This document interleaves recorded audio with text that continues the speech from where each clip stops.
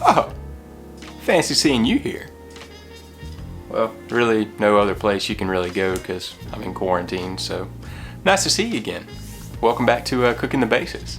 What we're going to be doing for you today is actually showing you how to properly make a brioche.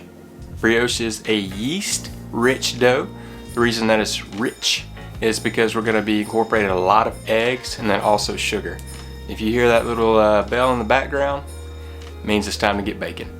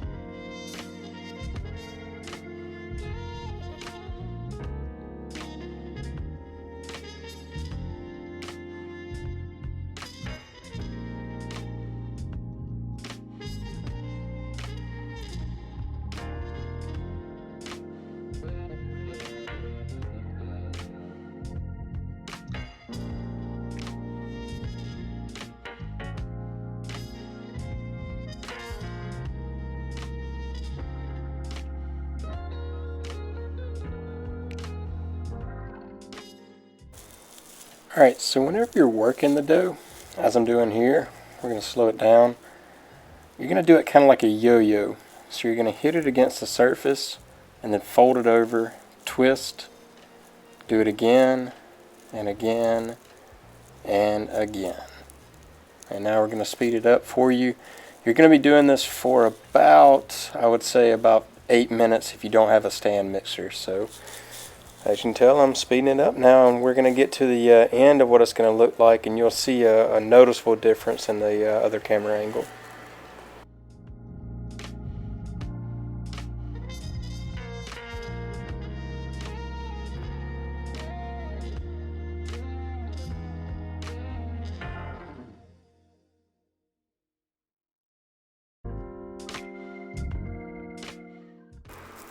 Alright, so noticeable difference here, a lot more elasticity. This is after the 8 minutes of the incorporation of the butter as well. I'm still doing the little yo-yo technique. Here's the elasticity of the dough. And this is where you want to get to. Another way to tell when your dough is finished is that if we look here, it's not sticking to the table anymore. Big key, not sticking to the table. Now we're going to put it in our bowl. Use some plastic wrap, and then we're going to let it sit and proof for about 2 hours, hour and a half, 2 hours, so find a good spot.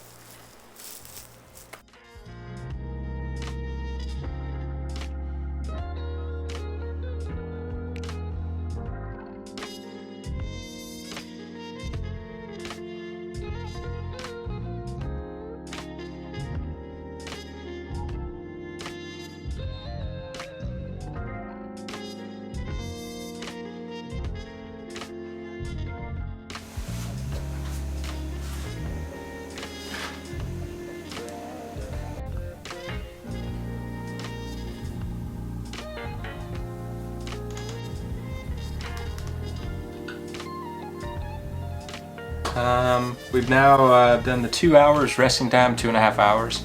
You essentially want your pat, quote unquote, to be able to have doubled. And as the magic comes, we have doubled. Yes. So now what can you do with this?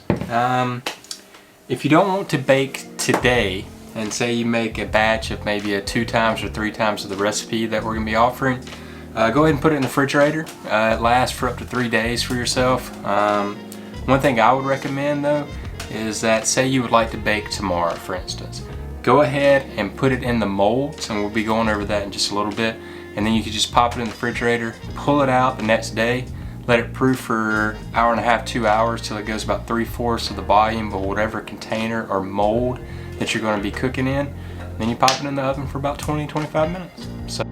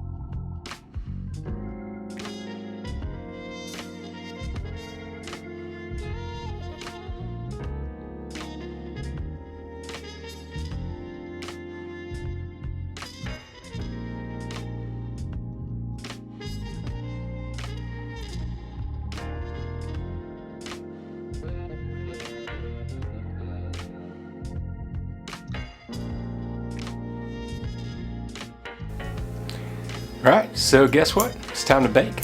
A few tips before you get started with your baking actually. I'm going to be using the oven at 160 degrees, seeing that I am in France, aka Europe. But what I'm going to be doing is setting my oven to 170 degrees. Reason being is that whenever I do open the door or the port, what has happened is you're going to lose a lot of that heat. And if you set it at your minimal temperature, which I want it to be at 160, what's going to happen is that your element in your oven is actually going to be too hot for your bread. So always go a little bit higher, put your bread in the oven, and then turn the temperature down to the ideal temperature that you want to be cooking at. Besides that, we're going to egg wash one more time, and then we're going to be using some handy dandy scissors to make some incisions on top to make the bread look really, really beautiful for when it bakes and when it comes out of the oven.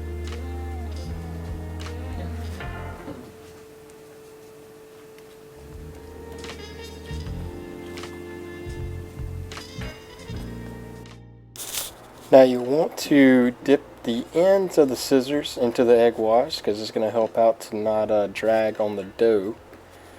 And now you're literally going to cut just a little incision right in the middle of each little ball, and that's it.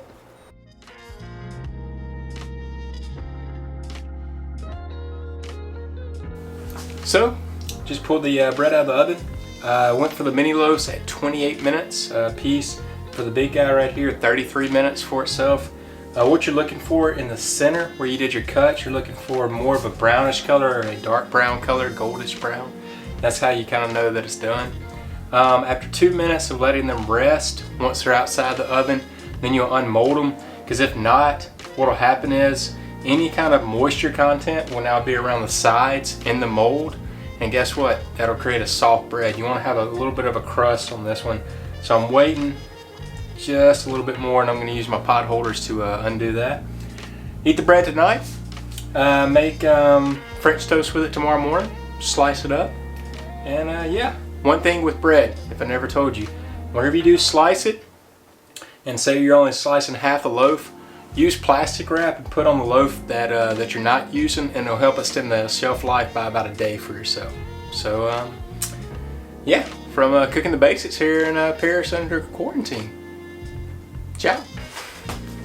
Ow, God, hit my head.